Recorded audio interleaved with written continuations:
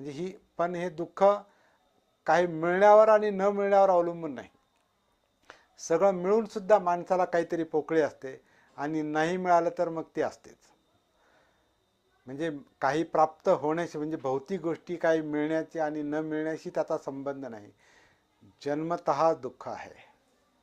जन्म, जरा, व्याधी, मरण हे सगळी दुःखाची जी काही 4 बेसिक कारणं आहेत, किंवा अप्रियांचा संयोग, प्रियांचा वियोग, मनासारखं न होणं, ही जी दुःखाची कारणं आहेत, तर ही ही ही दुःखाची कारणं बुद्धाच्या बाबतीतही सत्य आहेत, आपल्याही बाबतीत सत्य आहेत.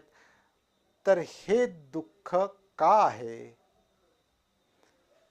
हे दुःख माणसाला का भोगावं लागतं, आपल्या जीवनामध्ये दुःख का आहे, हा खरा बुद्धांचा प्रश्न आहे.